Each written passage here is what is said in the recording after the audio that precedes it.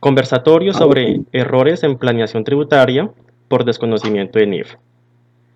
Es un tema sobre el cual hemos venido creando conciencia a quienes nos han acompañado en esta maratón de webinars gratuitos durante este mes y medio que llevamos de maratones cada 8 días de webinar gratuitos. Y el objetivo ha sido crear conciencia sobre la importancia del principio contable a la luz de que desde el año 2017 el principio contable se alineó para efectos de la regla fiscal en Colombia mediante la ley 1819 de 2016. De allí la importancia entonces que siempre creemos espacios con temas eh, importantes, críticos, por cuanto para ustedes viene bien el conocer qué hacer para que el empresario de una pequeña y mediana empresa en especial pueda darle relevancia al principio contable y poder que ustedes como contadores también vean reflejado ese costo que ustedes invierten en un curso de nivelación, en una capacitación, pueda tener un fruto, y es que pueda tener un mejor honorario, pueda tener un reconocimiento por cuanto ustedes le están agregando valor al empresario. Bien, entonces quiero presentar al profesor que nos acompaña hoy, Miguel Ángel Díaz. Él es administrador de empresas, contador público también, egresado de la Universidad Piloto de Colombia. Es especialista en contabilidad y finanzas internacionales de la Universidad Rey Juan Carlos de Madrid, en España. También es especialista en normas internacionales de auditoría fuera de Colombia.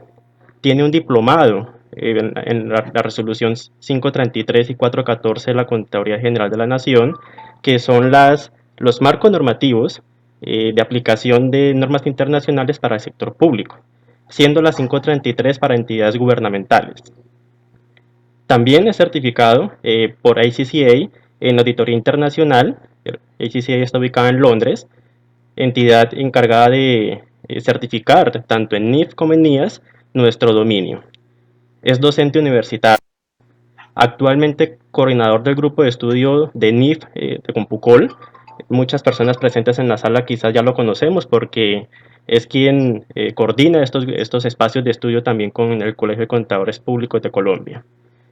Y participante en procesos de implementación en más de 50 empresas del sector comercial, servicios, industrial, salud, servicios públicos, entidades sin ánimo de lucro y entidades del gobierno. Algunos ya me conocen. Para quienes no me conocen, mi nombre, Fabián Barón Sierra, contador público de la Universidad de Externado de Colombia, también certificado SCA en normas internacionales de información financiera, tanto por la entidad global, ACA, como por EY Colombia. Integrante del grupo de estudio contable de la Universidad de Externado de Colombia para la revisión global del alineamiento de NIF-PYME 2015, por la solicitud global que ha hecho IASBI para alinear los últimos principios de NIF plenas al estándar simplificado. También soy integrante del grupo de trabajo interno del Consejo Técnico de la Contaduría Pública para la depuración de los conceptos públicos emitidos desde el año 2017 y entrenador ACA con el apoyo del Instituto Nacional de Contadores Públicos, tanto en eventos presenciales como virtuales, de los cuales ustedes veían en el intro varios agradecimientos de estudiantes que nos han dejado por el resultado positivo de nuestros eventos. Y por solamente mencionar algunas empresas también en las cuales he tenido experiencia en capacitación e implementación del sector público y privado, Grupo Citibank Colombia y el Instituto Nacional para Ciegos, sin también desconocer todas las que se proyectan allí para que podamos certificar experiencia de lo que proyectamos a ustedes en estos espacios. De manera que entonces, Miguel, quiero darle el espacio, quiero permitirle compartir pantalla para que empecemos con este tema, ¿vale? Ok, de acuerdo, Fabián.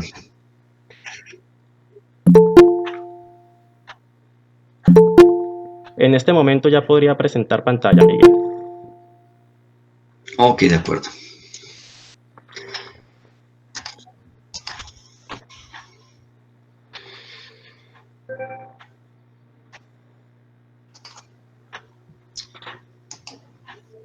Listo. ¿Se está viendo la pantalla? Sí. La vemos, Miguel. Listo.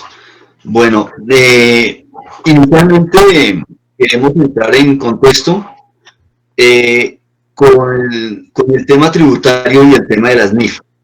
Y tenemos que revisar, inicialmente vamos a revisar unos artículos, la ley 1314 del 2009, su artículo 4, donde, digamos, deja claro la independencia y autonomía de las normas tributarias frente a la contabilidad, a las normas de contabilidad y de información financiera.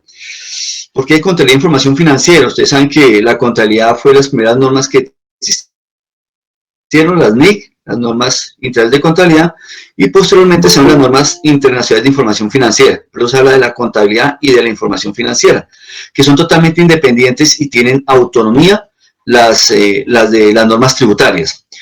Adicionalmente, las disposiciones tributarias únicamente producirán efectos fiscales, es decir, que las declaraciones tributarias y soportes deberán estar preparados según lo determine la legislación fiscal. Únicamente para fines fiscales, cuando se presente incompatibilidad entre las normas contables y de información financiera y las de carácter tributario, pues prevalecerán estas últimas.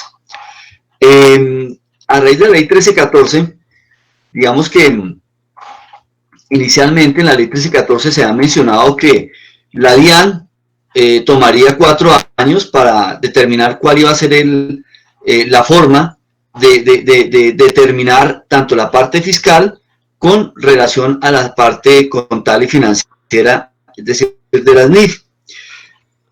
Recordemos que el grupo 1 inició en el 2014, por lo tanto, los 4 años terminarían en el 2018. Lo mismo ocurre con el grupo 2. Si empezó en el 2015, sus 4 años terminan en el 2019. Digamos que ese era como el tiempo que tenía la DIAN para manifestar exactamente cómo iba a entender o cómo iba a aplicar la parte fiscal a raíz del cambio del marco normativo contable y financiero. Tomemos las MIPYMES.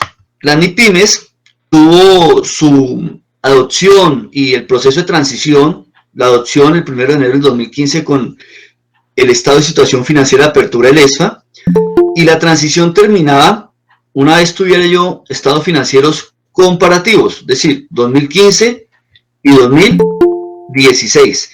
Es decir, que al 31 de diciembre del 2016, bajo MIPYMES, yo tenía ya estados financieros para su presentación, porque tenía estados financieros comparativos 2015-2016. Por esa situación es que en el cierre del 2015 se presentó bajo norma 2650 del año 93. Entonces, de acuerdo a esa situación, significa que el 2650 estuvo vigente hasta el 31 de diciembre del 2015. Sin embargo, la declaración de renta del año 2016, ¿ustedes qué piensan? ¿Le hicimos bajo MIPYMES o le hicimos bajo decreto 2650? Creo que le hicimos bajo decreto 2650 porque hacíamos todavía la conciliación fiscal, hacíamos allá la depuración, pero todo amarrado desde el 2650. Cuando entendemos que este decreto 2650 para el 2016 ya había sido derogado. Esta situación pues fue la que obedeció generar realmente ese decreto, esa ley 1819 del 2016, pero que entraría en vigencia a partir del siguiente año. Algo importante, los hechos económicos de una empresa pues se registran en la contabilidad. ¿Y cuál es el marco normativo que rige en Colombia? Para el grupo 1 NIP plenas, para el grupo 2 NIP para pymes, para el grupo 3 pues las NIP simplificadas, ¿cierto? Entonces toda la información contable pues va a quedar registrada de acuerdo a esos principios, de acuerdo a ese marco técnico normativo que le apliquen.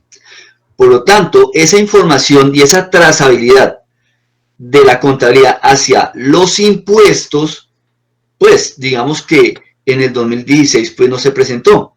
Sin embargo, por eso la ley 1819 alineó el tema fiscal con el tema de la NIP, en este caso la norma internacional. Algunos aspectos, pues obvio que no se alinearon, quedaron específicamente autónomos y con procedimientos específicos en el estatuto tributario para la parte fiscal. Y si esa trazabilidad entre los hechos económicos, la contabilidad y los impuestos, pues se genera especialmente en lo que va a ser la renta. Entonces es importante determinar que ese decreto 1819, pues fue el que determinó que empezamos a partir del 1 de enero de 2017 a aplicar en la parte fiscal, en el reconocimiento y emisión, la parte fiscal, los lineamientos de ese decreto 1819. Por eso hubo tanta modificación en el estatuto tributario para el alineamiento con relación a la norma internacional. El artículo 772, de los que digamos que está en consonancia con el artículo 4, y volvió a mencionar, los contribuyentes obligados a llevar contabilidad deberán llevar un sistema de control o de conciliaciones de las diferencias que surjan entre la aplicación de los nuevos marcos técnicos normativos y las disposiciones del estatuto. Claro, el gobierno ya reglamentará la materia. El incumplimiento, claro, esto considera, pues tendrá efectos sancionatorios como una irregularidad en la contabilidad. Y creo que este punto es fundamental para el tema que estamos desarrollando el día de hoy. Los errores que se pueden presentar en la planeación tributaria por el desconocimiento en la parte de las NIF.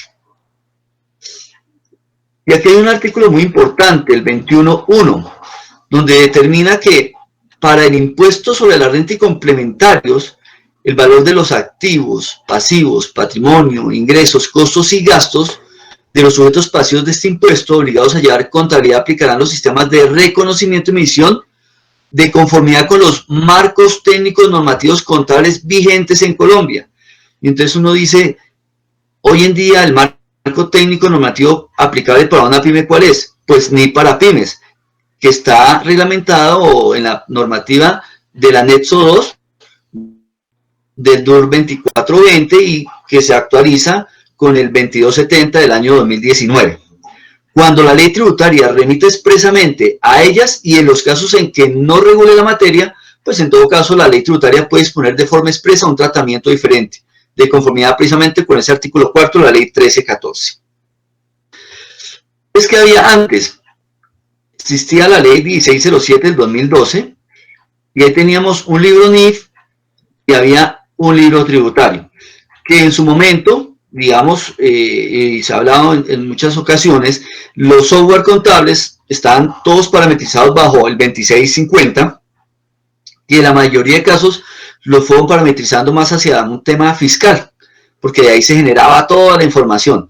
Pero cuando viene NIF, entonces la mayoría de software manejan un módulo que se llama NIF. Algunos manejan una contabilidad de propósito general y entonces vienen los cambios, pero realmente se está manejando el libro NIF y el libro tributario. Claro, lo ideal es que el libro NIF pasara al libro tributario, pero aquí lo que pasaba era que salía del libro tributario al libro de NIF. ¿Qué pasa hoy en día con la ley 1819? Pues tenemos el libro de NIF y tenemos la conciliación de la parte fiscal. Es decir, se genera una conciliación entre los temas que tienen que ver exactamente con NIF y las diferencias con que implica llevar la parte fiscal. De ahí salió el decreto 1988 del 30 de noviembre, generando el formato de conciliación fiscal. Posteriormente salió la resolución 0073 del 21 de diciembre, que realmente fue una guía, y es una guía muy importante porque permite rubro por rubro determinar cuál es el tratamiento fiscal de cada uno de los conceptos.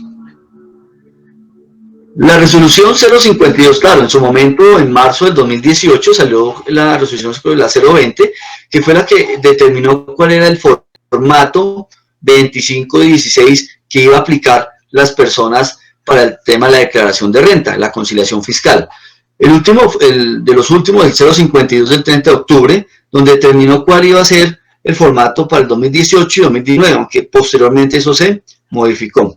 Entonces entendemos que hay un anexo del formulario 110, que es el que permite determinar esas diferencias entre los importes en NIF, los saldos que tengo yo en NIF versus la base fiscal, que es la que me va a determinar ¿qué? La declaración de renta.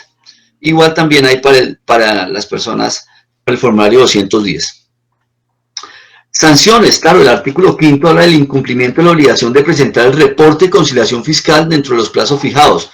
Claro, hay unos topes para yo tener que transmitir esa conciliación fiscal que, digamos, inicialmente en el 2017 pues fue posterior, pero ya a partir del 2018, pues si yo presento la renta, pues tengo que tener la conciliación fiscal en modelo. De lo contrario, pues puedo llegar a presentar inconsistencias o no estaría bien presentar una declaración de renta sin tener la conciliación fiscal. Y en menciona exactamente la sanción por libros de contabilidad, será el 5%, digamos que ahí está la sanción que aparece en el artículo 655. Planeación tributaria, entonces uno dice, bueno, y la planeación tributaria, pues yo digo, tiene cinco objetivos. El primero es cumplir con todas las obligaciones fiscales. ¿Y qué es esto? Pues optimizar los recursos de acuerdo a los diferentes beneficios que otorga el gobierno y permitiendo lograr una mejor rentabilidad, utilidades y crecimiento empresarial. Pero esos beneficios que otorga el gobierno o esas exenciones o eso que la misma norma me permite poderme tomar como deducible o que tengo que mirar hasta dónde es la parte gravable, esta parte tributaria pues va muy amarrada a que yo tengo que entender cuál es el reconocimiento de la medición bajo norma internacional, porque el desconocimiento de la norma internacional me puede generar que esta implicación tributaria no sea la correcta. 2. Estudiar los posibles efectos de los impuestos, claro, de manera anticipada y considerarlos en la toma de decisiones. Entonces, cuando uno hace una planeación tributaria, tiene que saber exactamente a futuro, pues a un año, cuáles son las implicaciones de todas las reformas que se han venido haciendo. Sabemos que en Colombia, pues, cada año hay una reforma tributaria y entonces cada año tenemos que estar revisando exactamente cuáles son las modificaciones o los cambios que se presentan para hacer exactamente con esa planeación a qué tendría que modificar y a qué tendría que estar expuesto para el tema de una manera anticipada, saber cómo tengo que cumplir con esas obligaciones tributarias. El tercero, programar el cumplimiento de las obligaciones tributarias. Sí, realizar una correcta provisión de la planificación financiera y generando, digamos que en este tema es importante y muchas empresas lo han estado haciendo, que nosotros entendemos que el flujo efectivo, el flujo de caja que manejan las empresas, pues se manejan a veces incluyendo esos impuestos que los clientes nos están cancelando cuando pagan las facturas y que nosotros retenemos o cuando pagamos y retenemos, pero el tema está en que ese dinero realmente no es de la empresa, ni hace parte del flujo de la caja de la empresa.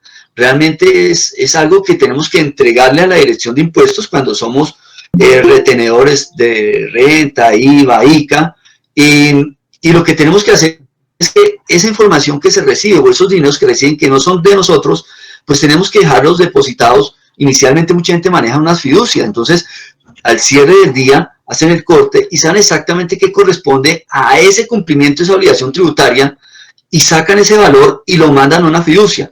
Claro, lo tienen allá aparte, va generando un rendimiento y a su vez el momento en que tengan que pagar la declaración y el impuesto, pues sacan de esa fiducia y ahí está el dinero y no tienen que estar jugando con el flujo de caja de las empresas.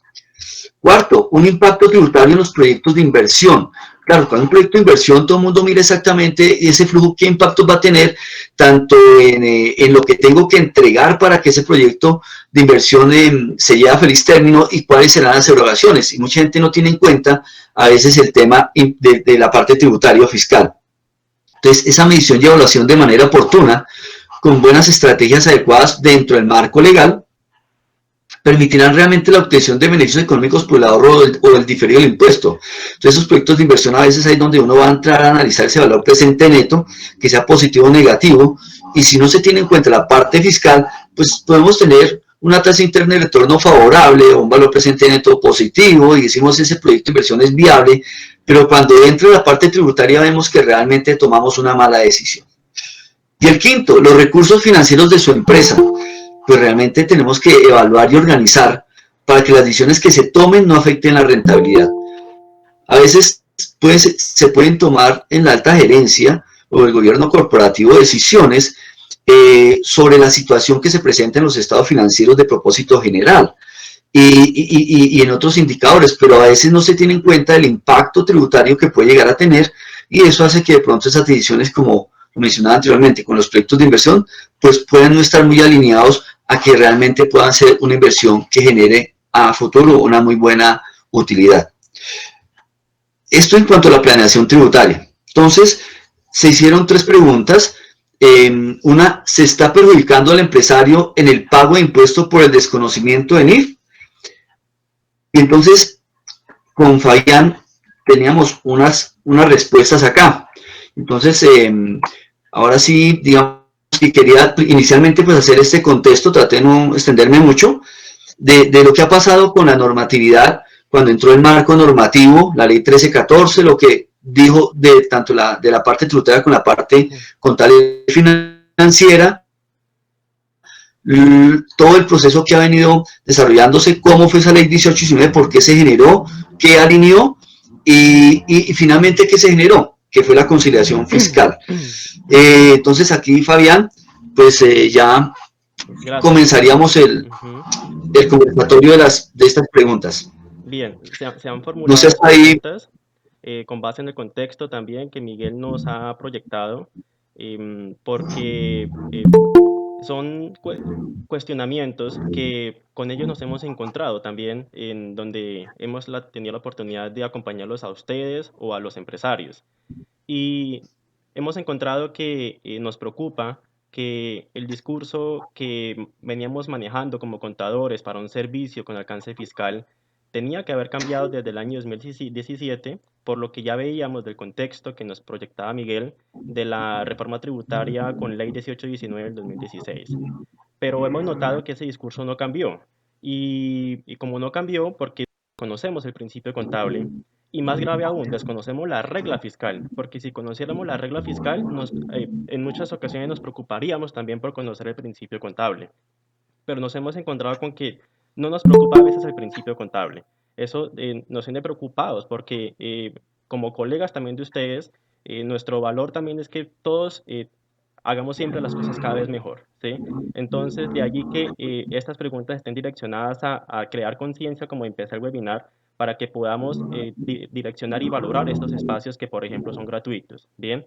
Entonces, empezamos con la primera. ¿Se está perjudicando al empresario en el pago de impuestos por el desconocimiento de NIF?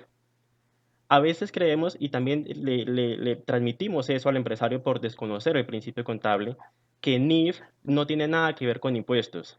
Y ese discurso lo he escuchado en muchos colegas, lo cual nos preocupa, como ya lo he mencionado, porque también Miguel lo ha dicho, NIF no va por un lado, impuestos va por otro lado, van agarraditos de la mano. Y van tan agarrados de la mano que Miguel lo decía, desde el año 2017 el ingreso, costo y deducción fiscal tiene como base el devengo, con algunas excepciones, claro, pero ya tiene como base el devengo contable. Y de allí que entonces eh, nos podemos remontar sobre lo que hemos venido explicando en webinars anteriores de temas como por ejemplo los descuentos. Entonces, Miguel, para conversar un poco sobre esto, ¿qué han notado sobre temas de que por desconocer del principio contable en su experiencia también pueda aconsejar, recomendar de que se podría tener en cuenta para no perjudicar al empresario por el pago de impuestos desconociendo el principio de NIF? Bueno, digamos que este primer hecho, digamos, el de los descuentos de ventas, es importante no solo entender la parte de la NIF, sino entender bien el negocio, el sector y el negocio.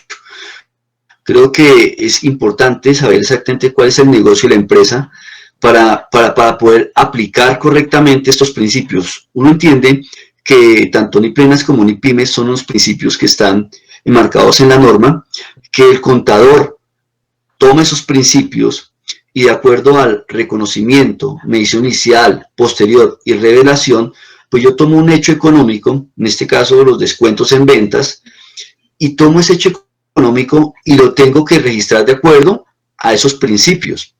Y claro, tengo que entender lo que me dice a mí en la parte fiscal para saber exactamente qué impacto puede llegar a tener. Entendemos que los descuentos en ventas, y en NIF es claro, pues yo no puedo tener un gasto por una venta. Realmente es un menor valor de esa venta y así está en el reconocimiento de los ingresos en la sección 23 de NIF para pymes, ¿sí?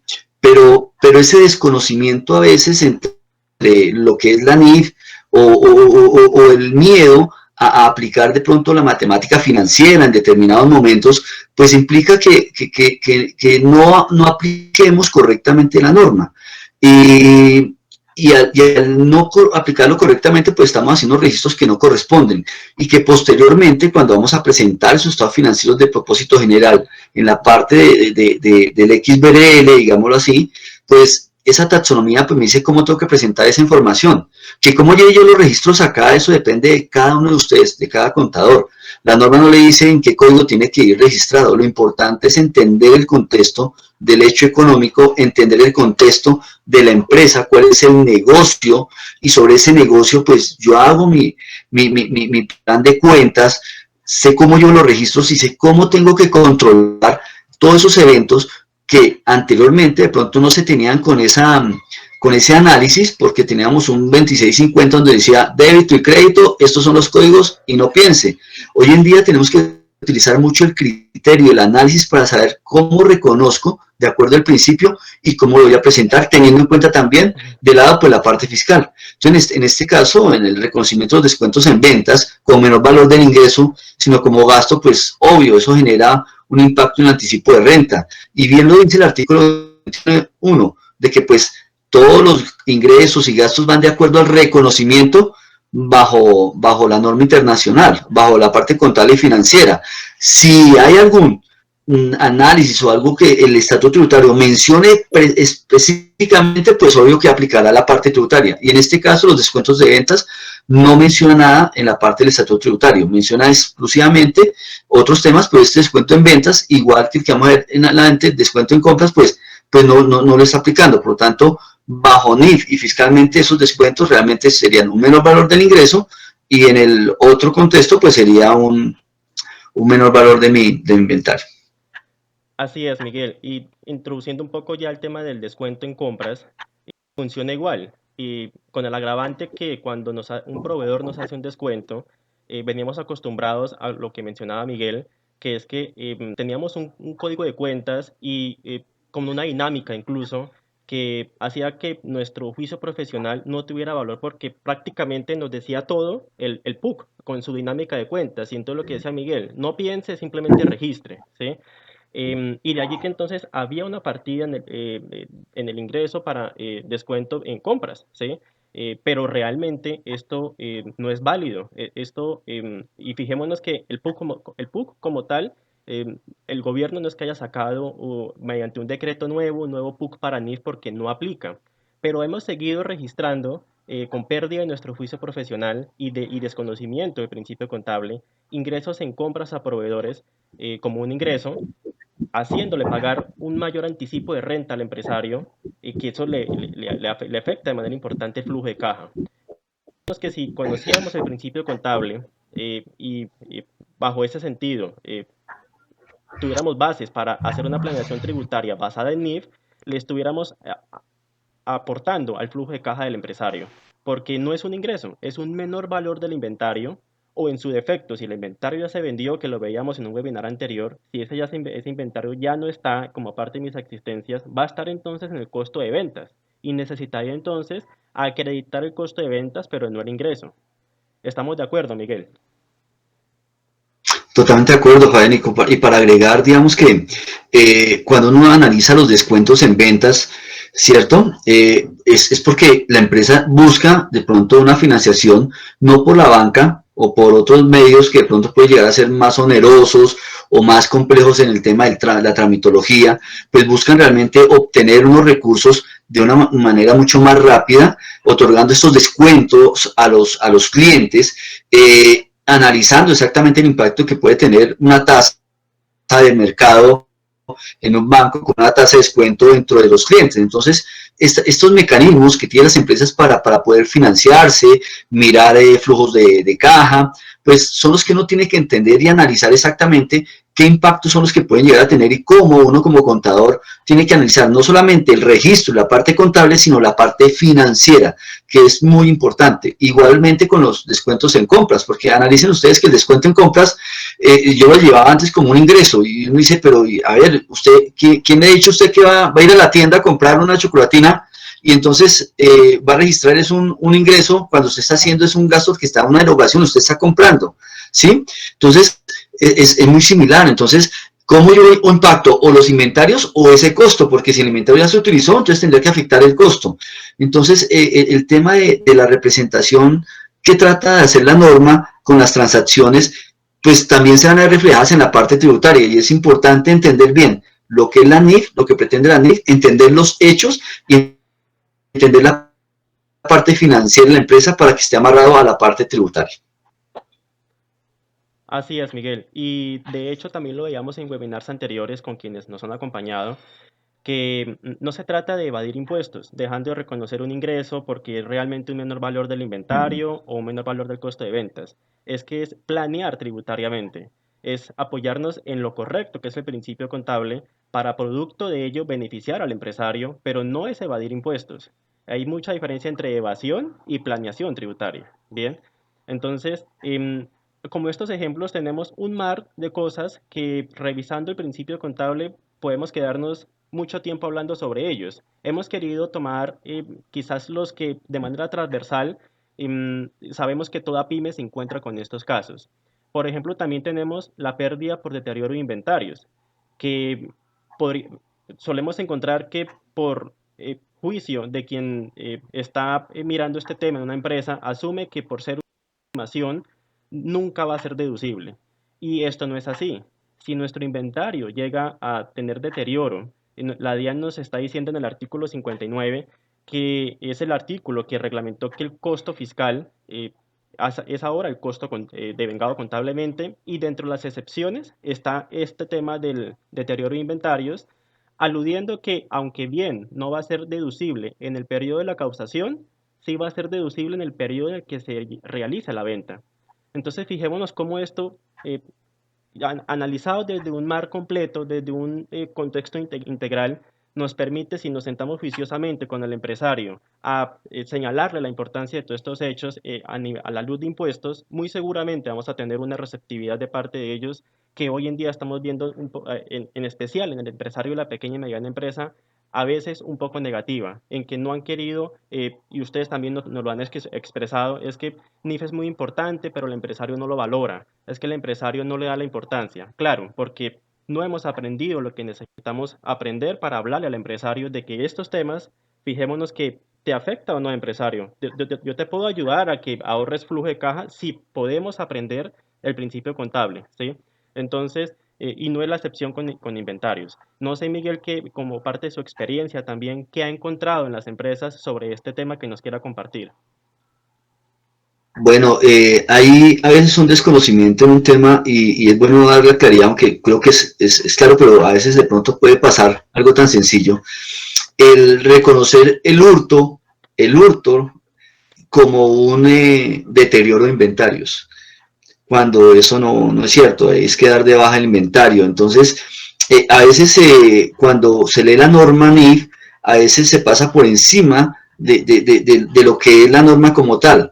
Y ese desconocimiento de la norma a veces puede generar, como lo mencionaba Fabián, implicaciones en la parte tributaria o de pronto implicaciones en que hay un desconocimiento en la parte tributaria para aplicar realmente algunos beneficios, porque ahí no estamos diciendo que vamos a evadir, son los beneficios que se dan, y ese desconocimiento, esos beneficios hacen que de pronto pues los empresarios utilicen otros mecanismos tratando de disminuir esa renta, cuando de pronto hay mecanismos que la norma lo trae, que el estatuto lo trae, que son beneficios por situaciones que pueden ocurrir en las empresas, que ese desconocimiento del profesional pues genera que no los utilicen adecuadamente, y a veces, digamos, entre comillas, los empresarios tratan de buscar unas maneras que no son o no están dentro del estatuto tributario para tratar de disminuir esa renta. Entonces es importante entender bien la norma y entender también el marco fiscal para poder interactuar y generar una planeación tributaria que sea beneficiosa realmente para la empresa. Correcto, así es, Miguel. Y quiero traer al hecho, antes de pasar a otro caso, algo que nos escriben y es que alguien manifiesta la inquietud sobre que la DIAN en el oficio 335 de 2018 ha dicho puntualmente que en el caso de los descuentos ocasionales, como porque no se han establecido como parte de política contable, tomárselos, la DIAN ha dicho que entonces se grabarán como un ingreso directo. Y de allí entonces que ratifica lo que estamos diciendo. Debemos conocer el principio contable para establecer por política contable eh, los descuentos, porque no solamente pasa en este tema, pasa de manera transversal en todos los temas. Lo que no tengamos por política contable, la DIAN muy seguramente lo va a, em, a poner a juicio, lo va a dudar, por cuanto si no está por política contable, que es donde se establece la formalización del juicio profesional que ha tenido la entidad para tratar ese hecho económico, no vamos a esperar entonces que la DIAN nos acepte producto de algo que sí está en la norma, pero tenemos que aterrizarlo en una política contable. Es el arma de defensa de toda empresa, esa política contable, incluso a la luz de la conciliación fiscal que mencionaba Miguel. Entonces ratifica un poco lo que hemos dicho. Debemos ser juiciosos con la aplicación del principio contable, dejando como umbral de este hecho, como soporte, la política contable. De acuerdo, Fabián, creo que en un conversatorio, en una actualización de impuestos, alguien de la DIAN mencionaba que ellos están revisando precisamente cuando llegan a las empresas por el tema de la revisión de la renta, tráigame la política contable, porque es que digamos que hay que tener claro es un tema, y es que cuando uno le dicen, bueno, ¿cuál es su política contable? La mayoría dicen, no, pues yo aplico NIPIMES, y pues mi política contable son NIPIMES, claro, es NIPIMES, y NIPIMES ya tiene la política, ya está, pero hay que adecuar esa política en la parte de temas puntuales, donde la norma le dice, bueno, ahí le dan unas opciones, pero usted tiene que determinar cuál es la opción que va a tomar la empresa, y creo que es ahí donde las políticas pueden diferir de una empresa a la otra. El mismo tema de, del negocio de la empresa. Entonces, es fundamental que esas políticas estén primero acorde a la empresa, pero también alineadas a la norma NIPIMES. Yo no puedo tener la política que si hago un intangible o formo un intangible, la parte del desarrollo lo voy a activar, porque pues bajo NIPIMES eso no aplica. Entonces, tenemos que tener alineadas las políticas de la empresa de acuerdo a NIP, depende del marco normativo, sea plenas pymes o simplificado, pero que estén acorde a la empresa. Así es, Miguel.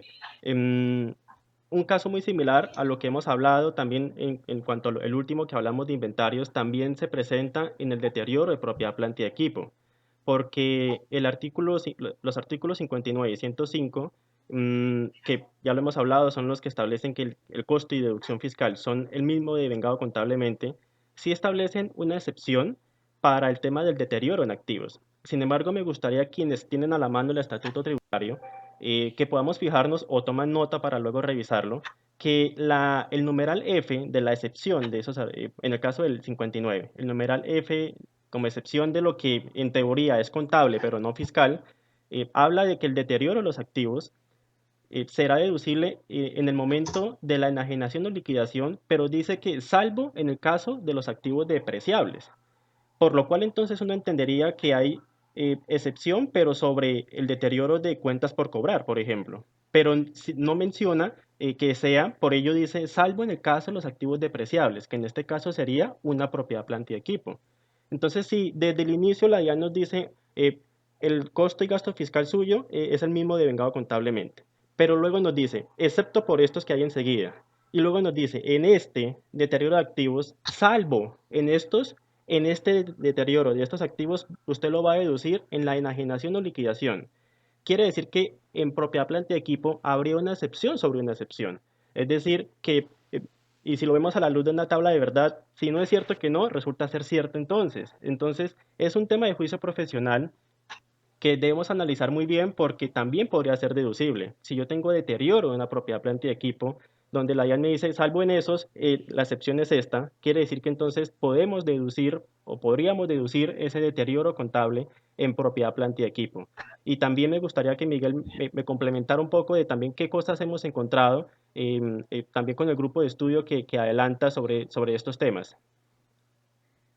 Bueno, digamos que ahorita creo que en 2 puntos más adelante voy a hacer una pequeña explicación sobre lo que en propiedad, planta, equipo, el tema de la vida útil, el valor residual, que nosotros entendemos que en el 2650 o 2659 aparecía el tema del valor de salvamento, que nunca lo aplicamos, es diferente, pero el valor residual es algo que está ahí y que actualmente ya en el artículo 146, en el 131, creo que desaparece, que fiscalmente la vida útil y el valor residual aplican de acuerdo a la técnica contable, ¿sí? Y yo tengo un ejemplo, tal lo vamos a mirar más adelante.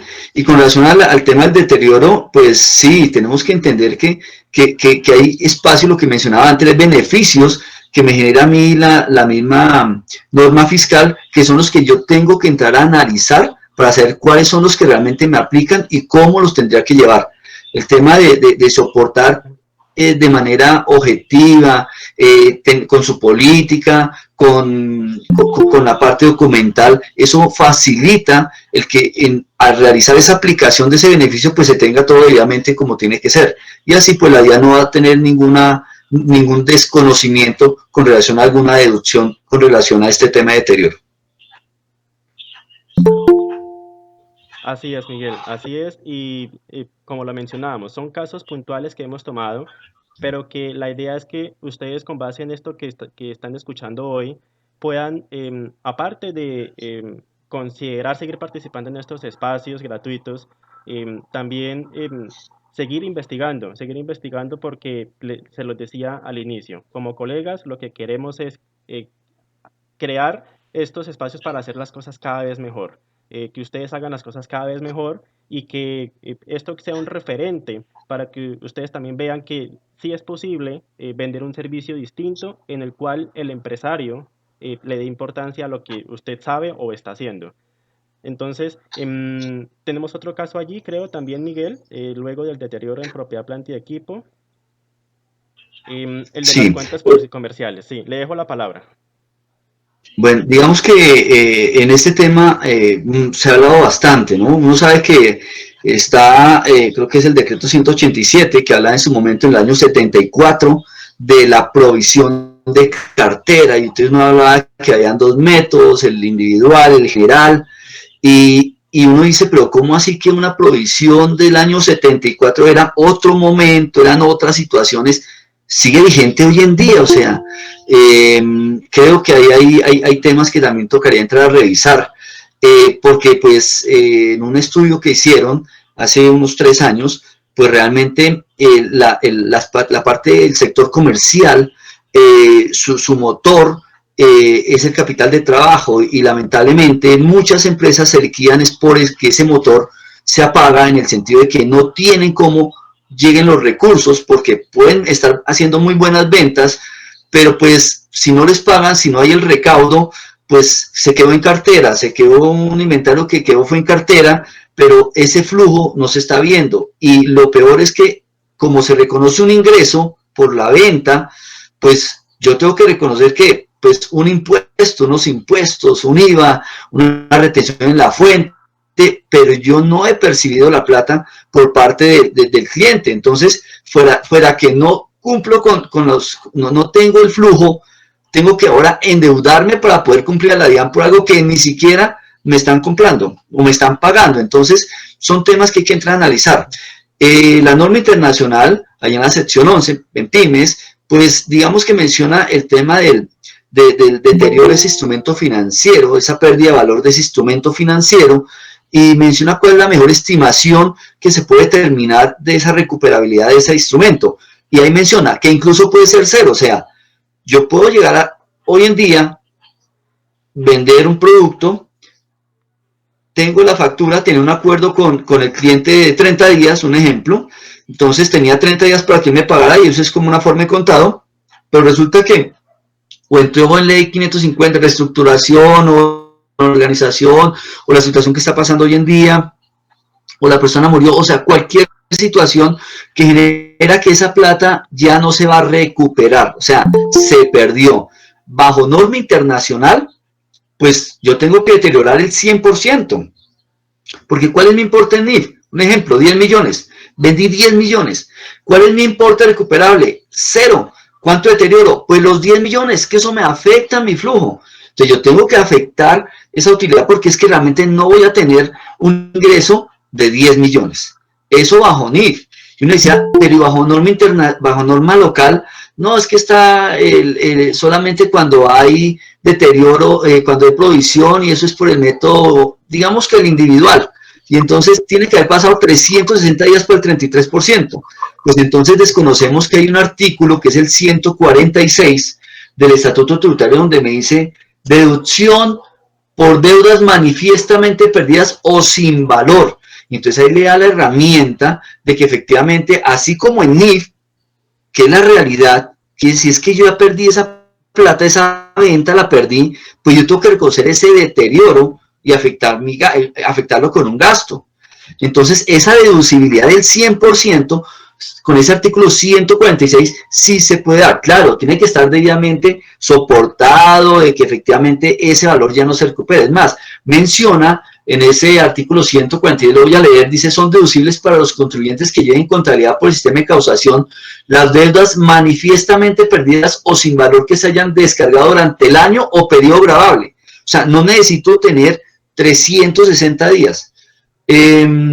Siempre que se demuestre la realidad de la deuda, se justifique su descargo y se apruebe y se pruebe que sea originado en operaciones productoras de renta. Claro, es que la norma internacional me dice que yo tengo que deteriorar todos mis instrumentos financieros o todas mis cuentas por cobrar, pero algunas no tienen que ver con el tema del objeto social, no es por la factura del servicio o de la venta del objeto social, pero fiscalmente sí hace referencia a esas facturas, a ese tema de cuentas comerciales por cobrar o la parte de la cartera, donde me puedo tomar el 100%. Entonces, digamos que a veces ese desconocimiento, y si lo analizamos desde NIF, está reconociendo la realidad. Porque si yo cojo la parte de la provisión que se maneja fiscalmente por el método individual, pues realmente esos 10 millones, ¿cuándo voy a recuperarlos? En el 2021, el 33, o sea, 3.300.000. En el 2022, 3.300.000. Y en el 2023, o sea, va a durar 3 años para poder recuperar algo que hoy estoy perdiendo. Entonces el artículo 146 le está dando, digamos, esa oportunidad. Entonces muchos desconocen estos beneficios o esa realidad que puede traer en la parte fiscal un hecho que está afectando directamente y más en esta época a las empresas comerciales. Así es, así es. Es también un ejemplo de desconocimiento incluso de la regla fiscal que se alinea con el principio contable. Y también en este sentido hemos encontrado algo muy similar, ya no desde el punto de vista de un beneficio en la deducción, pero sí en algo que eventualmente, de ser material, la DIAN podría fiscalizarnos y de producto de ello algún requerimiento de parte de la dirección, es que no estamos causando para efectos fiscales el rendimiento de los CDTs, que se debe causar también contablemente. Porque, de hecho, sobre este tema no hay excepción en el artículo 28. Entonces no se está reconociendo los rendimientos como parte del mayor valor de los CDTs por desconocimiento del principio contable y eso a su vez está haciendo que no lo llevemos a la renta y entonces, como lo mencionaba, eventualmente, considerando que esto pueda ser material, eh, la DIAN podría alegar que estamos entonces evadiendo impuestos porque no le estamos declarando un ingreso. Así es, Fabián. Digamos que en el tema de no reconocer el valor patrimonial de los certificados, en el caso de los certificados de los rendimientos de acuerdo al artículo 71, pues traigo aquí un pequeño ejemplo. No sé si lo proyecto, Fabián. Rápidamente miremoslo, sí. Sí, Miguel, proyectémoslo rápidamente. No hay Ok, problema.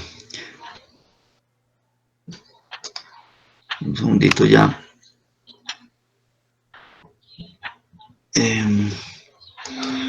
Ahora, segundito ya lo. Ok. Listo. recordarles a todos, mientras también Miguel proyecta el ejemplo, la grabación con la presentación se envía solamente a los correos registrados. Por correo, por el chat del webinar se envió el link de registro para quienes no se hayan registrado y quieran tener la grabación y el material puedan registrarse. ¿Ya se está viendo? Sí. Ya la estamos viendo, Miguel. Listo. Digamos que este es un ejemplo muy sencillo. Se constituye una inversión de un CDT de 12 meses, 35 millones, una tasa nominal del 4.121 y una tasa efectiva del 4.2. Entonces aquí tenemos la fecha inicial marzo y vence al año pues en marzo del 2021. Entonces normalmente uno cogía un CDT y decía, listo, reconozco 35 millones que fue mi inversión inicial y esperamos hasta el siguiente año para reconocer el ingreso. Pues señores, la ley 18 me dijo, no señores, ya fiscalmente aplica igual que aplica en NIF.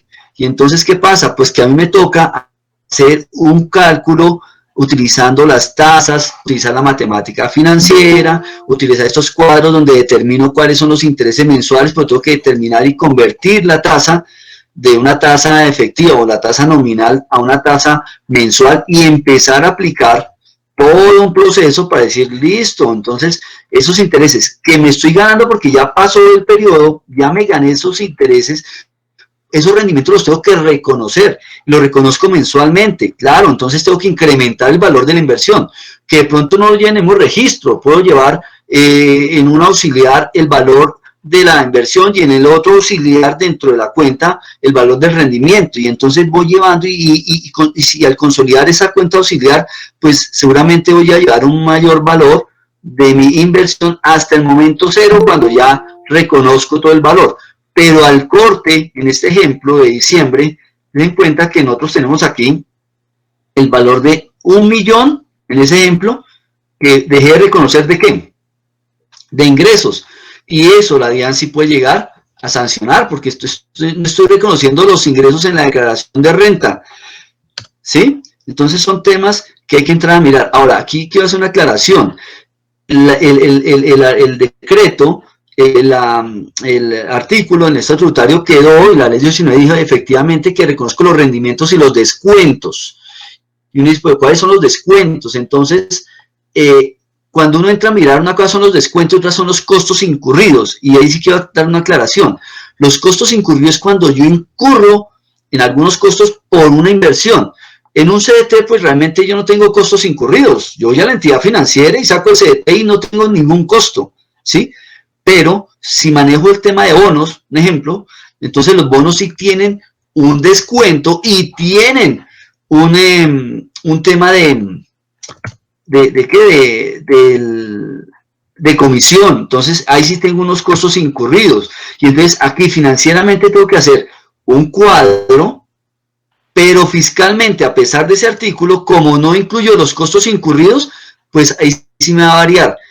Claro, los bonos pues poco se manejan, pero son temas que toca entrar a indagar, a analizar, y eso se da mediante pues la práctica. Tenemos que ser inquietos, entrar a mirar y analizar, sacar ejemplos y empezar a entender realmente dónde está nuestro aporte a la empresa. Creo que el contador que se dedicaba a registrar, dejémoslo allá quietico con un auxiliar, un analista, y no es por demeritar la profesión, sino es que ahorita nosotros a raíz de este cambio que hubo en los marcos normativos, nos da más estatus a nosotros para ser los partners de la gerencia en la parte financiera. Tenemos que ser más analíticos y generar un mayor aporte en la información, en expresar exactamente cuáles son los proyectos, las inversiones, cómo se analiza financieramente una empresa.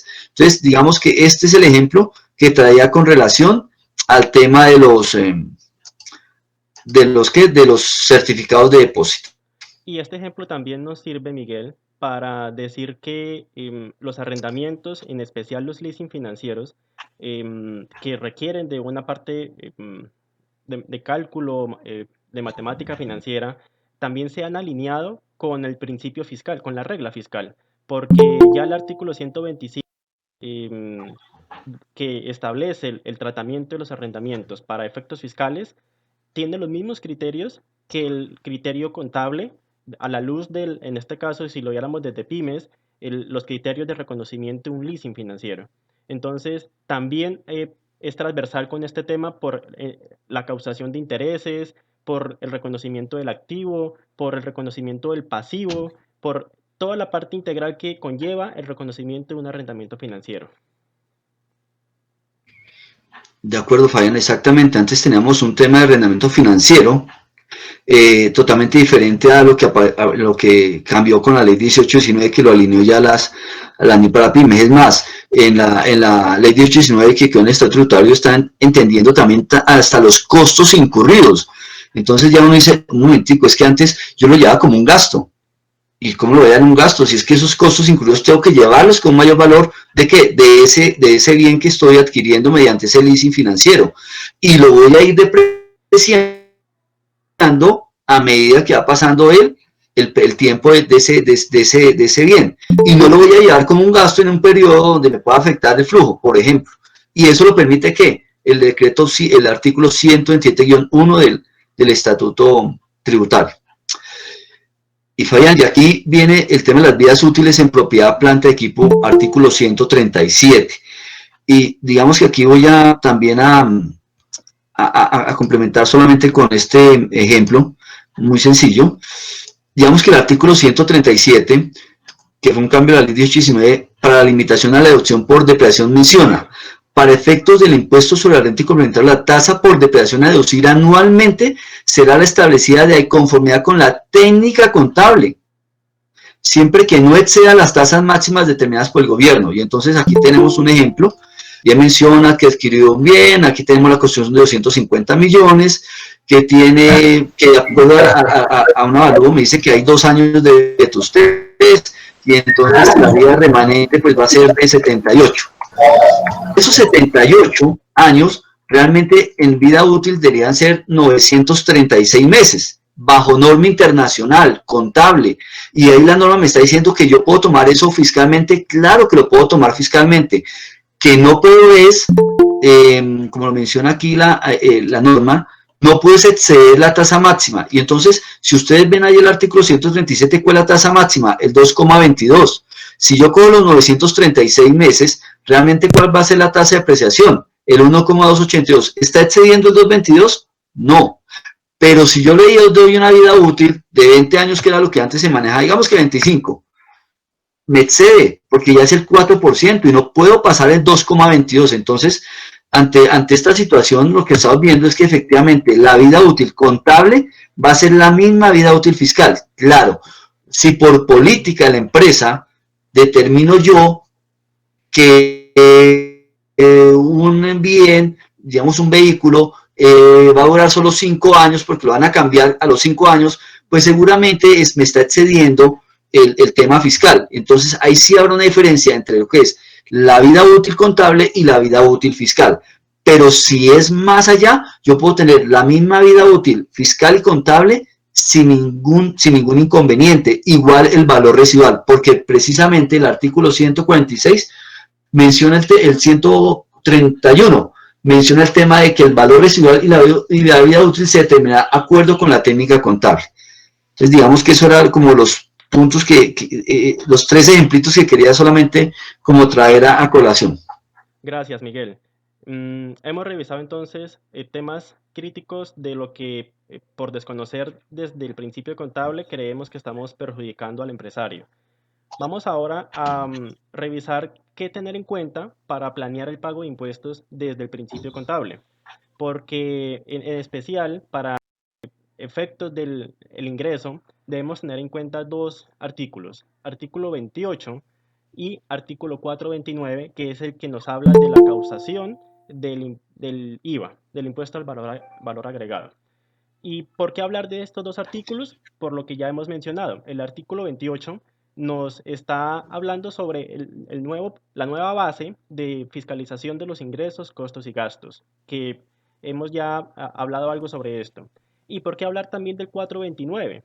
Porque en especial este artículo menciona que a falta de la factura se debe causar el IVA con la entrega del bien o terminación del servicio.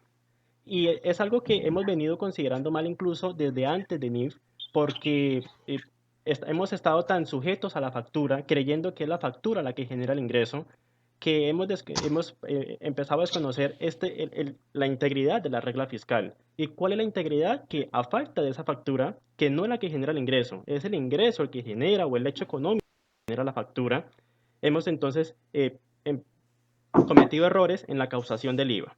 Y sé que también Miguel lo ha visto como parte de su experiencia.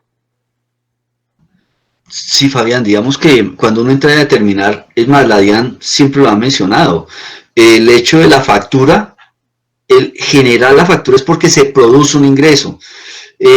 Lo que pasa es que aquí, digamos, o la mayoría de colegas o empresarios piensan que si yo no tengo un soporte físico, no tengo la venta, y realmente la venta se da es cuando yo ya estoy entregando o prestando el servicio, ahí donde yo tengo que reconocer realmente el ingreso. Entonces, el tema de la esencia sobre la forma. En los grupos de estudio en algún momento estuvimos analizando el tema del IVA, y hay algo muy importante y hay que tener en cuenta, es que en Colombia entendemos que estas normas son internacionales, es un marco internacional, se maneja en todo el mundo, y en la parte anglosajona pues digamos que hay un deber ser, las cosas son de una manera, si hay una venta pues yo entrego el producto, ¿cierto?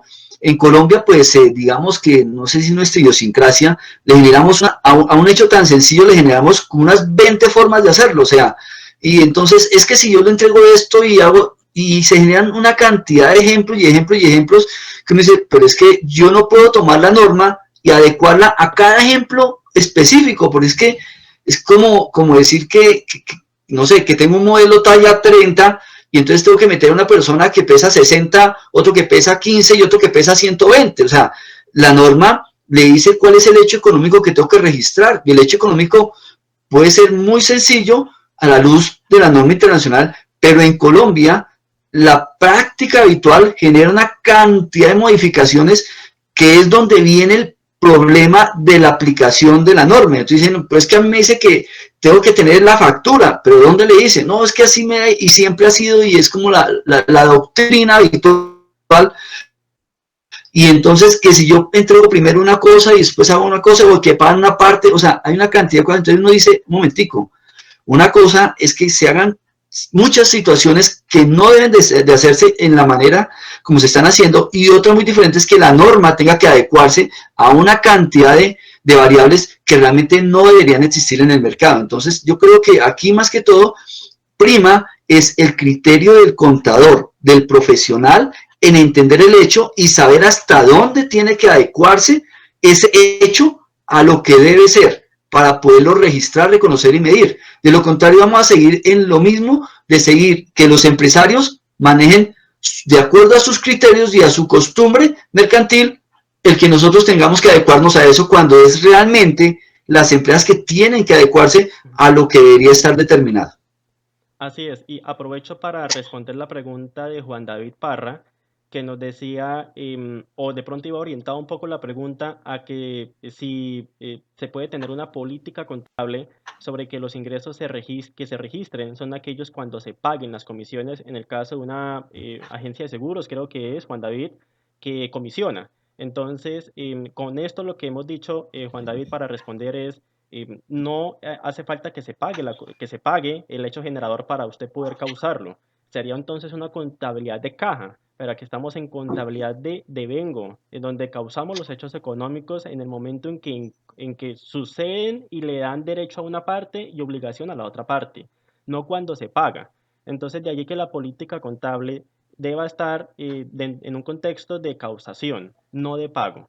Lo único que nos va a afectar el pago es el estado de flujo de efectivo a la luz de lo que se ha pagado en efectivo en actividades de operación, inversión, financiación, ¿bien? Ya sea pagado o recibido. Pero los hechos económicos, su base es causación de vengo, ¿bien? Sí, Fabián, y para complementar rápidamente, digamos que hay algo que nosotros manejamos antes de todo el marco, y eran esos otros costos o ingresos de ejercicios anteriores. Precisamente la norma lo que le dice es, usted tiene un periodo, todo es ordinario, es dentro de un periodo de esos ingresos, es la operación, es el resultado de la gestión durante ese periodo contable y financiero, y si hay algo que no corresponde a ese periodo, pues tendré que reconocerlo o antes o después, dependiendo. Y entonces yo no puedo manejar en este tema otros ingresos y gastos de esos anteriores. Eso significa que sería un error contable y tendré que reexpresar estados financieros dependiendo de la materialidad. Entonces es importante saber exactamente qué ese reconocimiento es, como lo dice efectivamente desde el DENCO, es el momento en que está ocurriendo. Yo no puedo estar reconociendo un ingreso de diciembre del 2019 en enero del 2020 porque lo estoy pagando, cuando realmente corresponde al ciclo o al periodo contable y fiscal, financiero del 2019. Así es. Y tenemos el último caso, bueno, no sin antes sobre lo que le genera al empresario el tener en cuenta, o por lo menos en que en usted como profesional se tenga en cuenta estos lineamientos que afectan la regla fiscal. Y es que el empresario va a poder identificar entonces claramente cuándo sucede el hecho generador del impuesto y con base en eso tener orden y claridad en sus procesos. Porque si el empresario entiende que el IVA se le genera, sea que haya factura o no, y de que se haya entregado el bien o terminado el servicio, sea o no que esté la factura, el empresario va a poder planear entonces sus procesos de almacén, por ejemplo. Entonces, que no, que si su preocupación es flujo de caja porque el IVA se causa con la entrega del bien, y así no esté la factura a final de diciembre y por flujo de caja considera que mejor debe causarlo el año entrante porque no tiene el dinero para pagarlo en el bimestre que entra o cuatrimestre. Sabiendo esto, va a poder entonces en almacén diseñar políticas claras de no puede salir una mercancía, por ejemplo, si no esté la factura. Si no está la factura, no entregamos bien. Ejemplo de entre muchos que hemos visto de que gracias a conocer esto, el empresario está definiendo cada vez mejor sus procesos. Pero para eso necesitamos prepararnos, necesitamos conocer los beneficios de NIF, no solamente en impuestos que lo hemos visto, sino también en control interno, en procesos, en que el empresario pueda cada vez mejor ver un valor de parte de nosotros en su rendimiento que espera de la empresa. Bien.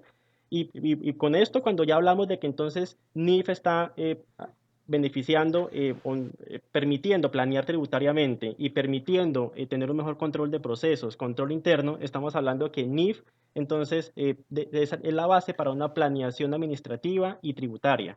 No, ya no, fijémonos que ya nos salimos ahora un poco incluso del concepto de planeación tributaria para hablar de planeación financiera y administrativa. ¿Cómo es que este tema es tan integral, no, Miguel?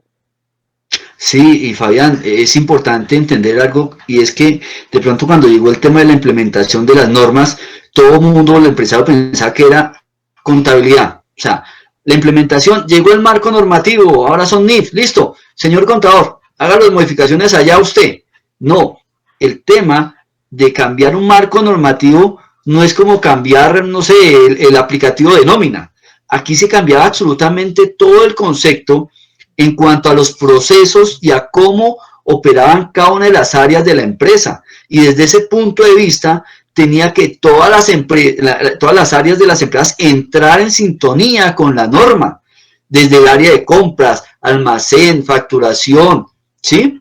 Nómina, tesorería, o sea, todas tienen que entrar. Claro que todas van a llegar a dónde? A contabilidad por el tema de los registros, de los reconocimientos, pero ¿qué va a saber el contador si yo le estoy pagando a un proveedor, un ejemplo, por un computador 1.000.000 de pesos y resulta que sí estoy comprando 10 y le estoy comprando a 3 meses y entonces ya no son 10 millones, no son 10 millones, sino que son 13 millones, pues que tengo 3 millones de una financiación implícita y yo como contador no sé porque quien conoce el negocio quién es, o la persona de compras o el vendedor y es el que sabe exactamente cuáles son las operaciones y así con cada una de las áreas. Entonces es importante entender que la norma internacional no es solamente el área contable, esto es absolutamente de todas las áreas. Entonces, hacerle entender eso al empresario ha sido realmente muy complejo. Claro, muy complejo y como hemos pasado por eso es que también hemos diseñado estos espacios para que ustedes eh, visualicen, proyecten de lo que se pueden encontrar si seguimos investigando cada vez más sobre lo que requiere la implementación del principio contable, que Miguel lo decía que cuando llegó se pensó que era solamente contable. Vamos a ver el último caso, que es cuáles son las consecuencias de no aplicar el principio contable para liquidación de impuestos. Y sobre este tema quiero mencionar que, de hecho, lo hemos ya conversado sobre el impacto en el caja para el empresario.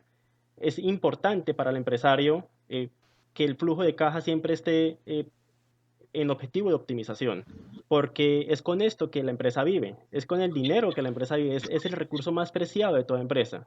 De forma que si atacamos el flujo de caja del empresario, indudablemente el empresario va a estar siempre agradecido con nosotros y nunca va a ver nuestro trabajo como un gasto, nunca va a ver el hecho de pagarle al contador siempre en la nómina o en sus honorarios el gasto, sino que va a haber una inversión, va a ver que realmente le damos algo a cambio de valor, más allá de presentación de impuestos siempre en una fecha, que es, sin desmeritar, también Miguel colocaba un ejemplo hace un momento, el ánimo no es desmeritar el trabajo como colegas, pero sí es que nos retemos un poco a dar lo que quizás el resto no está dando. ¿Qué es lo que todo el mundo hace? Lo que el empresario está buscando, encontrar en el contador, que es cumplimiento de impuestos en fechas establecidas. Pero ¿qué pasa si damos un poquito más? ¿Qué pasa si empezamos a decirle revisemos su flujo de caja porque seguramente en las fechas en que usted entrega mercancías, en las fechas en que factura, usted está fallando en algo y es ahí donde empezamos a atacar temas diferentes donde nos van a diferenciar, donde, como le decía también al inicio del webinar, seguramente con eso vamos a poder pedir un mejor honorario, vamos a poder también que nos refieran con un mejor honorario también, vamos a poder diferenciarnos de lo que hacemos en nuestra profesión y que el resto también hacen bien. Y no es que esté mal, lo hacemos bien, el hecho de cumplir con unas fechas, el hecho de tener un calendario tributario. Pero qué bueno es ir más allá, donde el empresario diga, oiga, empecé a ver al contador como una inversión. Entonces, primer impacto, flujo de caja. Segundo impacto, toma de decisiones, porque indudablemente el empresario, a la luz de identificar qué es lo que se reconoce como un gasto o como un ingreso, le va a afectar una decisión. Por ejemplo, un gasto en ventas no es una ineficiencia. Los gastos se deben leer como eficiencia. Ese es el concepto de un gasto, ineficiencia. Entonces, por ejemplo, un deterioro. ¿Un deterioro será que es realmente una inversión? No, es una ineficiencia. Pero un descuento a un cliente, ¿será que fue una ineficiencia? No, es producto de una política comercial donde él me pagó con pronto pago, ejemplo, y entonces le di el descuento. Pero eso lo que hace es que yo haya recibido un menor ingreso, más que haya sido una ineficiencia. Entonces, son efectos que debemos siempre tener muy presentes porque si trabajamos con ellos, creo que nuestro trabajo siempre puede tener un valor agregado. Así es, Fabián. Digamos que para, digamos, coger los dos temas, lo que mencionaba Fabián, de que el contador tiene que cambiar y hacer la diferencia entre un contador y otro es exactamente el análisis de saber exactamente lo que es lo mejor para la empresa.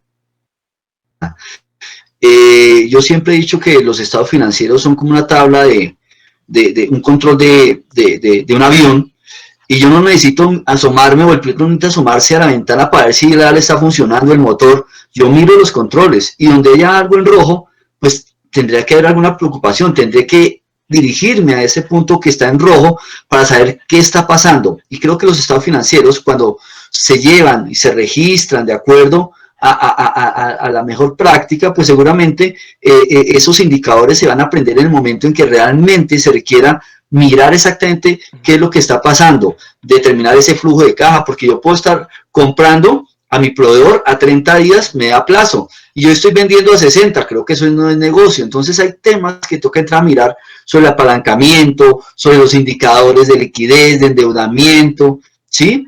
Y entrar a mirar cómo nosotros, como contadores financieros, damos esa mano para que las tomas de decisiones sean las mejores. Y es donde realmente vamos a dignificar la profesión y vamos a generar que nos tomen en cuenta como tiene que ser. Y eso puede generar realmente pues una valoración de nuestra profesión. Gracias, Miguel. Creo que hemos atacado todos los puntos de cuestionamientos.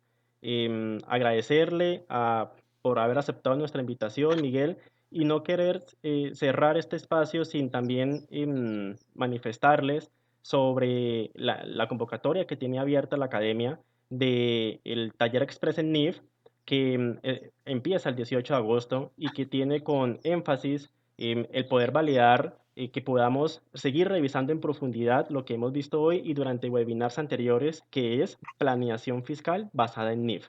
Entonces, de allí la importancia que ustedes sigan no solamente asistiendo a estos espacios gratuitos que son cortos, sino también que puedan tomar como parte de su interés el seguirse en porque el conocimiento que para este caso va a ser con mucho honor tener la compañía de Leonardo Barón, que es consejero técnico, funcionario público, y también de Gustavo Vera, que es gerente NIF invitado de Chile, y quien les habla, Fabián Barón, profesor principal. A mucho honor con la presencia de ellos vamos a transmitir lo que ustedes deben saber para poder al empresario beneficiar con un mayor valor, desde lo que le duele al empresario, que es los impuestos.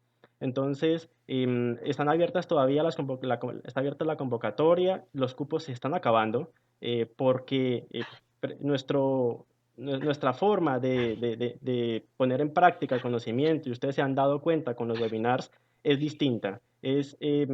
Nos basamos por nuestra experiencia en lo que ustedes encuentran en el diario vivir, en la labor cotidiana. Entonces, sobre eso es que también ustedes les ha llegado un mensaje de que es diferente nuestra oferta de valor, es diferencial. Y bajo ese sentido también ustedes se han ido sumando más a estos espacios, lo cual también agradecemos, porque sabemos que dentro de un mar de cosas que tenemos los contadores siempre, es a veces complicado sacar un espacio, pero agradecemos el espacio que han sacado.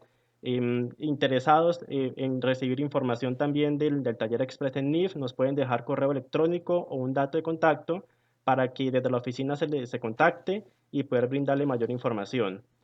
Miguel, nuevamente agradecerle por este espacio. No sé si tenga otras palabras antes de ya nuevamente agradecer su agenda, que sabemos que también es importante para usted, y en algún momento volverle a hacer otra invitación para que nos acompañe.